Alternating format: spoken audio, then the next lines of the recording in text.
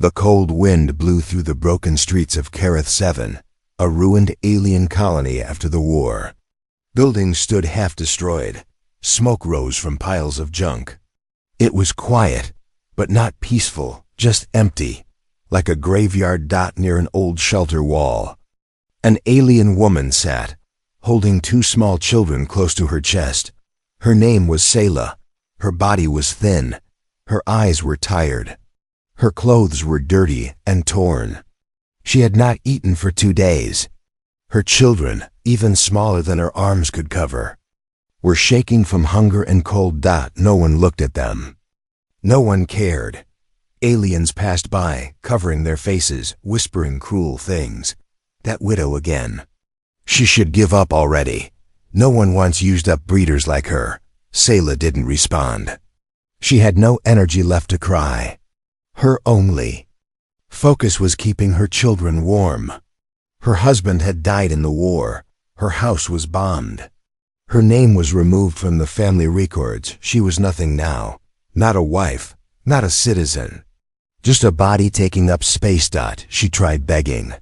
She tried offering work. But no one wanted a widow with useless children. Then, on this freezing day, she saw something different. A tall figure walked slowly through the foggy street. His armor was scratched, dusty, but strong. He wore a human military badge, a human soldier. Most aliens feared or hated humans. Selah had heard stories. Some said humans were heartless killers. Others said they were dangerous but noble. But this one stopped. He looked at her. She looked back, her lips cracked and dry. She didn't speak at first. The children huddled closer, eyes wide with fear. The human kneeled down in front of them. His face was calm. His eyes were kind. He didn't speak right away either. He reached into a pouch and pulled out a food bar. Slowly, he handed it toward the smaller child. The little one didn't move. "Go ahead," he said softly. Selah's voice finally came, weak and shaking. "She's afraid, everyone. They hurt us before." The man said nothing. He just placed the bar down in front of them and sat cross-legged, waiting. Selah stared at the food. She didn't move. Then suddenly, as if all the pain rushed forward at once, she began to cry. Not loud, not dramatic. Just soft, broken sobs. The soldier looked at her, surprised but gentle. She wiped her eyes with her sleeve. Then she spoke. "Please," she whispered. The man leaned in to hear her. "Adopt my children and end my loneliness, human." His breath caught. He blinked, unsure if he heard her right. I can't care for them anymore," she continued. "They are hungry, cold. I don't want to die knowing they will die too." The human looked down at the children. One was hugging her leg. The other held a small piece of cloth, a memory. Of their father, maybe. He looked back at Selah. "What about you?" She hesitated, then said softly, "I have nothing left. No home, no family, no future. Just this last wish." Silence filled the air between them. The man slowly reached out and picked up the smallest child. She tensed at first, but then relaxed against his chest. Warmth returned to her little face. Selah watched with wide eyes, her mouth trembling. "Your name?" the man asked. "Selah." He nodded. "I'm Jack, Sergeant Jack Carter." She nodded once, her tears still falling. He looked around. Other aliens had stopped to watch. Some looked disgusted, others curious. A few whispered again. She begged a human. "Disgusting. Just let them die." Jack stood up slowly, still holding the child. "Can you walk?" he asked Selah. She nodded weakly, cradling her other child close. "Then come. I'm not leaving you here." "Why?" she asked, voice shaking. "Why would a human help someone like me?" Jack paused. Then he said one line that made her knees shake. "Because I don't leave people behind." And with that, he turned, walking through the ash-covered street. Selah followed, limping but holding her child tight. Eyes followed them, but she didn't care anymore. For the first time in many years, someone had reached out a hand, and she had taken it. The warm air inside the small shelter felt like a different planet. Sayla sat on the floor near a small heater, holding her children close. They were wrapped in thick human blankets. Steam rose from the food bowls Jack had given them.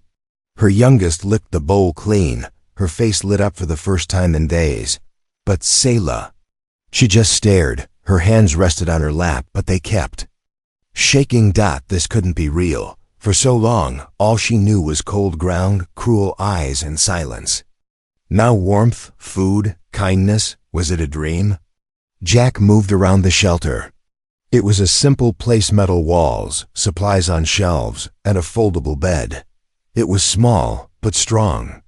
Like Jack himself, he poured water into cups and handed her one. She took it carefully. "You still think I'm going to hurt you?" he asked. Sayla looked up at him. "I don't know what to think." She watched him sit across from her, calm and quiet. No weapon in hand, no armor on. Just a plain human shirt. And tired eyes. He had risked his reputation to help her. That didn't make sense. "Why did you stop?" she finally asked. "Back in the street?" Jack took a slow breath. "I saw your eyes. They weren't afraid. They were finished." Sayla looked away. "I've seen that look before," Jack continued. "In soldiers. In mothers right before they give up. I couldn't walk away." Sayla bit her lip. Her voice came out like a whisper. "But I'm no one. A widow, a failure. My people say I'm cursed." Jack raised an eyebrow. "Your people sound like idiots." Sayla blinked in shock. Then, a tiny smile tugged at her lips. That surprised her more than anything else. Jack looked at the children. "They're not cursed. They're alive. That means you did something right. I just kept running. I thought I was weak. Sometimes surviving is the strongest thing you can do." Silence returned for a while. Only the sound of the heater hummed. Then, Jack stood up and walked to a small locker. He opened it and took out 2 small items: old stuffed toys. Simple, faded, but soft. He placed one in each child's lap. "They're old," he said, "but clean. Found them in a trade station last month." The children looked at the toys with big round eyes. One of them hugged hers tightly. The other giggled just once, but the sound made Sayla cover her mouth in shock. Jack noticed. "First time in a while?" "Yes," she whispered. "She hasn't laughed since her father was taken." Jack sat down again and leaned back. "You don't have to explain everything now. But I want you to know, this isn't pity." Sayla looked confused. "I didn't help you because I felt sorry. I helped you because I chose to. You matter." "They matter." Sayla lowered her eyes, then slowly nodded. "Thank you, Jack." He waved it off. "I've seen too much pain in this galaxy, not enough kindness." Sayla held her children closer. Her voice trembled again. "Can I stay here for just one night?" Jack nodded. "As long as you need." Just then, a beeping sound came from a small monitor on the wall. Jack stood up and tapped the screen. A message flashed. "Report to Zone 12. Urgent patrol required." He sighed. "I have to leave for a short mission," he said. "Maybe 4 hours. You'll be safe here. Doors are locked from inside." Sayla stood too. "Are you sure it's okay, us staying?" Jack walked toward the door. He looked back with a calm smile. "If anyone has a problem with it," he said, "they can talk to me." Then he was gone. The door closed behind him with a soft hiss. Sayla sat back down. Her children played quietly with their new toys. The heater kept them warm. And for the first time since her husband died, Sayla closed her eyes. Not from fear, but to rest. The moment Jack left the shelter, Sayla did something she hadn't done in years. She stood up, walked to the corner, and began cleaning, not because anyone told her to, but because for the first time she felt like she was in a home. The children watched her silently surprised. They were used to hiding, running, and sleeping on stone floors. Now their mother moved with a strange energy, gentle but alive. Selah found a wet cloth and wiped the floor. She stacked the dishes neatly. She folded the blankets with shaky but careful hands. She didn't want to waste the kindness she was given. Every few minutes, she glanced at the door, afraid someone would storm in and tell her it was all a mistake. But no one came, until a buzz came from outside the shelter. Selah froze. She moved to the small window and peeked through the blinds, her breath caught. 3 alien males stood outside, dressed in dark robes. They were from her old district, the ones who once spit near her feet when she begged. Now they were here. She didn't open the door, but one of them placed his hand on the lockpad and tried to force it open. Error. Unauthorized entry. "Open up, widow," the tallest one shouted. "We know you're hiding with the human." Selah pulled her children behind her, heart racing. "You should be ashamed," another voice yelled. "Using your children to trap a human? How low can you fall?"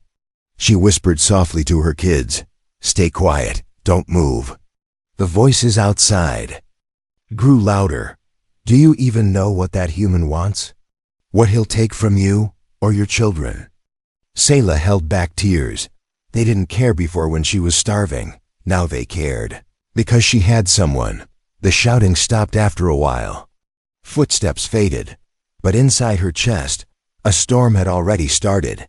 A few hours later, the door hissed open. Selah jumped, arms around her children, but it was only Jack. His armor had burn marks. He looked tired. Still, when he saw her frightened face, he paused. "What happened?" he asked, voice sharp. She didn't want to worry him, but the truth poured out. "They came, my people. They tried to open the door. They said ugly things."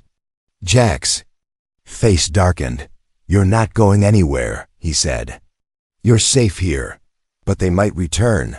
Then I'll stay." Selah blinked. "But your duty?"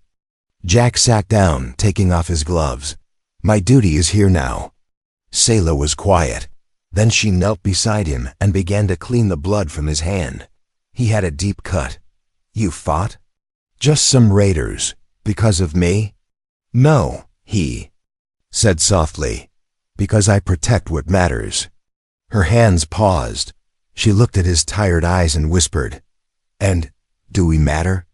He didn't answer with words. He reached out, gently placing his hand over hers. It was enough. That night, Selah watched as her children slept peacefully beside Jack on the floor mat. He was exhausted, but he let them curl against him. She had never seen them sleep like this before. No twitching, no whimpering. Just calm. She sat nearby, holding a small metal cup of warm broth. And for the first time, her heart whispered something she never believed she'd feel again. Maybe we belong somewhere after all. But outside, in the dark city, someone else had seen her with the human, and they were not pleased. They came before sunrise. No knock, no warning. Just a loud thud at the metal door of the shelter. Selah woke with a gasp. Her children stirred, frightened. Jack was already up, one hand reaching for his sidearm, the other in front of Selah like a shield. The door control flashed red. A voice crackled through the intercom. "Cold, official. This is the Kareth. Civil order. Open the door. You are harboring unauthorized alien minors under human care." Selah froze. They found us." Jack didn't move from the door. "Don't worry." Another thud. Then a robotic voice repeated, "Open now, or we will enter by force. Under Article 49 Delta." Jack opened the door. 3 alien officers stepped inside, tall and dressed in gray enforcement uniforms. Behind them, a small flying drone recorded everything. The leader scanned the room and said in a cold tone, "Human, you are currently in illegal custody of 2 minor children, not registered under your species or household." Jack stood firm. They were starving. Their mother was left in the street. I helped. She has no legal claim, the officer said, pointing at Selah. She is a widowed class 0. Stripped of rights. These children now belong to the state. Selah gasped, stepping in front of her kids. No, you can't take them. They will be placed in government care, the officer said without emotion. You have no value in this district. You failed your mating bond. You are legally dead. Jack's fists clenched. The officer turned to him. Human, move aside. You were kind. That's enough. Let us do our job. But Jack stepped in front of Selah. No. The room went silent. The drone buzzed in confusion. The officer frowned. No. Jack looked at them with steady eyes. She's not a number. These children are not cargo. I want a file for full protection under Human Off-World Compassion Act, Section 13B. The officer's face twisted. That law is outdated, rarely used. Still active, Jack replied. And I'm invoking it. He held up his military ID, Sergeant Jack Carter. Galactic Coalition. These kids and their mother are under my personal protection. The officer stared at him. You understand what this means? One said. You will be held responsible. For their lives, for their behavior. For every choice they make. Jack didn't blink. Good. Then I'll teach them how to make the right ones. The officer's lips curled. You'll be seen as one of them. Filthy. Rejected. Mocked. Jack smiled faintly. Then I guess I belong with them. After they left, Selah dropped to her knees, shaking. I thought they would take them, she whispered. They always take everything. Jack kneeled beside her. Not this time. Tears filled her eyes. Why? She asked. Why do you keep helping me? He looked at her, and then at the kids curled up again under a blanket. Too young to understand what had just happened. Jack spoke softly. Because I see something they don't. You're not weak.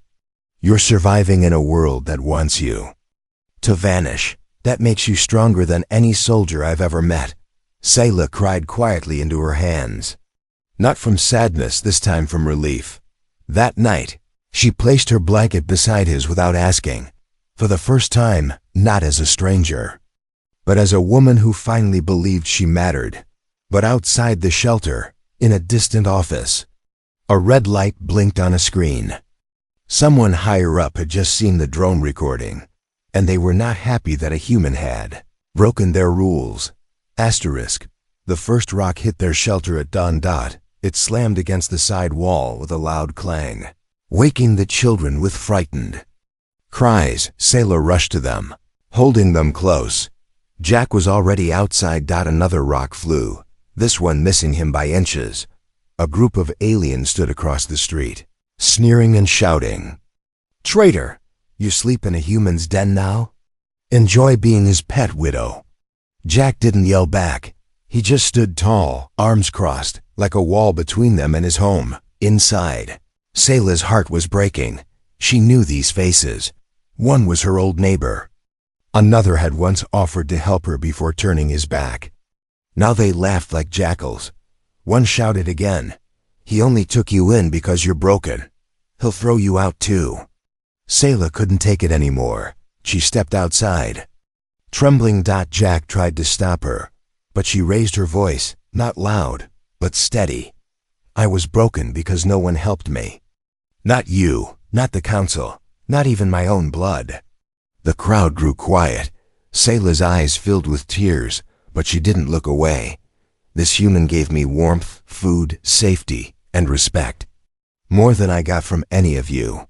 Someone threw another rock. Jack caught it midair with one hand. Then slowly he dropped it. If any of you try that again, Jack said calmly, you'll be the one lying on the ground next. Silence. Then the crowd began to back away. No more rocks. No more words. Just footsteps. Leaving. Later that night, Jack was patching the dented wall when Selah brought him a bowl of soup she had made herself.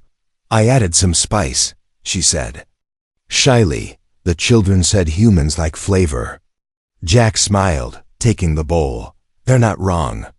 She sat beside him, watching his hands work. "You could have let me be," she whispered. "Walked away, lived easier."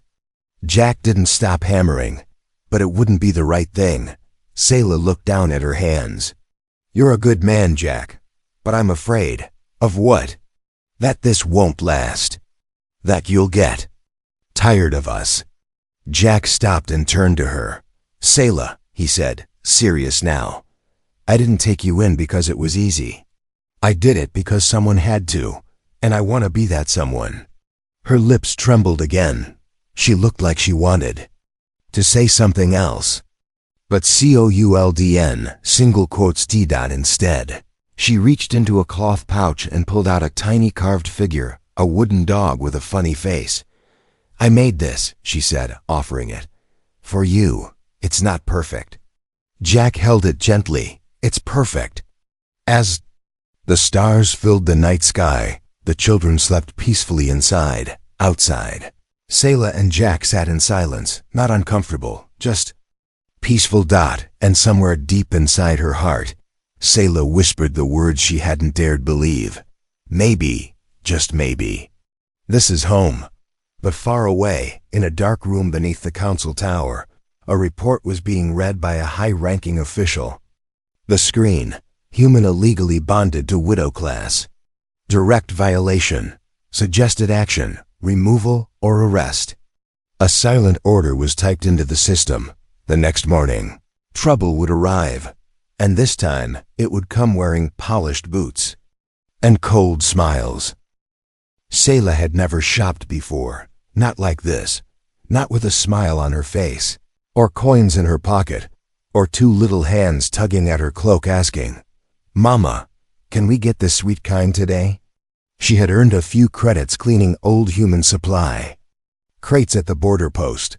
Jack had helped her get the work. He said it was small, but to Selah it was everything. Now, she stood in front of a vendor stall, nervously holding out her hard-earned credits. "I'd like to buy that pendant," she whispered. The old vendor blinked. "For someone else?" She nodded. "For someone very important." That night, Jack returned from patrol, dusty and tired. He opened the shelter door and was greeted by the smell of warm stew and quiet laughter.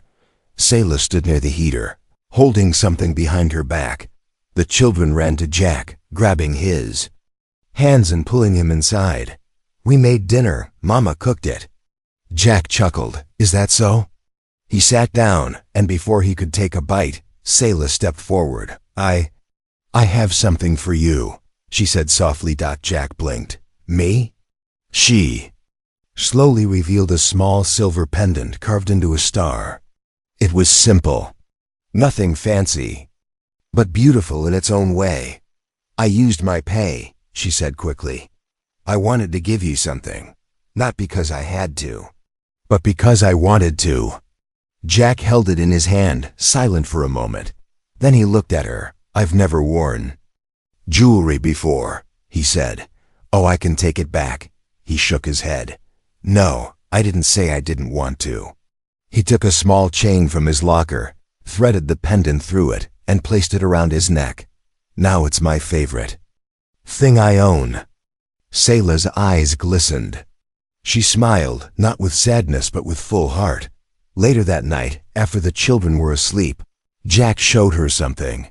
"Come with me," he said, leading her down the hallway of the building he had taken shelter in. He opened the door to one of the back rooms. Selah gasped. There were 3 beds, soft blankets, toys, a real heater, a small desk, human books and learning screens. "I've been fixing it up quietly," Jack said. "Thought you might want a space that's truly yours." Selah stepped inside slowly, touching everything like it might vanish. "This is for us?" Jack nodded. "You're not guests anymore. This is your home, too." Her voice broke. "We've never had a room of our own, not since the war." Jack reached out and gently touched her shoulder. "You do now." She turned to him, lips trembling. "Are we your family now?" Jack looked into her eyes. "You've always been," he said. "That night, Sayla sat in the quiet room. Her children snuggled up in real beds, Jack asleep in the next room, the silver pendant glowing faintly in the light. She placed her hand on her chest and whispered into the silence, "Thank you for making me more than just a widow." But across the district, a transport ship was preparing for departure. Inside were heavily armed officers. Their orders were clear: remove the human, separate the family, clean the record. And they were coming.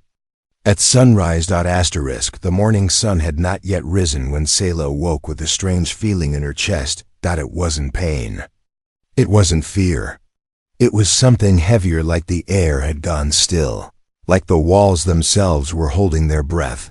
She stepped quietly from the room, careful not to wake her children. Jack was already up, standing in front of the door, armor on, gun ready, eyes locked on the movement outside the window.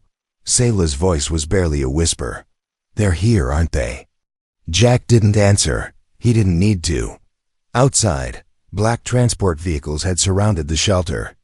Uniformed officers moved like shadows, silent, quick, and armed. They didn't come to talk. Jack turned to Sayla. "Take the kids to the back room. Lock it. Don't come out unless I say." Sayla grabbed his arm. "They'll hurt you." He looked at her with calm strength. "Not if I can help it." The door shook violently as a voice boomed from a speaker. "Sergeant Jack Carter, you are ordered to surrender the alien subjects. Step outside unarmed." Sayla's breath caught. "Don't go. I have to. But I won't let them take you." Outside, Jack stood alone in front of the officers. Behind him, inside the shelter, Sayla watched through the cracks in the door, her children holding onto her arms. A high-ranking alien official stepped forward, armor gleaming. "You were warned," he said coldly. "You broke laws, crossed lines. These aliens do not belong to you." Jack didn't move. "They're not things. They're a family. You're throwing away your future for them." Jack raised his voice. "They are my future." A pause, then the sound of weapons charging. But before anyone could fire, a deep, rumbling voice called out from behind the soldiers, "Stand down." Everyone turned. A human officer in decorated uniform approached. Behind him were cameras, reporters, and coalition witnesses. "This man is under protection of Galactic Law 13B, the officer said. "Any harm to him or his bonded family will be seen as an act of aggression." The alien official stepped back in shock. "They're not bonded." Jack raised his voice. "We are now." He turned, walked back into the shelter, and opened the door. Sayla stepped out. Jack knelt before her. "I never asked for anything in return," he said quietly. "But if you'll let me, I want to make this official, not for protection, not for law." He took her hand. "But because I love you." Sayla's eyes widened, then filled with tears. She knelt beside him, pulling him into her arms. "You already gave me everything," she whispered. "Now let me give you something too. A home, a heart, and a name." The children ran out, hugging Jack tightly. Reporters began filming. The crowd that once mocked them now stared in silence. And far above them, in the coalition records, a new entry was made. Family unit registered, Jack Carter, Say-11, 2 dependents. Status protected. Years later, in a peaceful home on a green colony planet, a little girl sat on Jack's shoulders, laughing. A boy raced through the yard, and Sayla watched them all with the calm eyes of a woman who was no longer broken. No longer a widow. No longer alone. She was a mother, a wife, a survivor. And all of it began the day she whispered, "Adopt my children, and end my loneliness, human."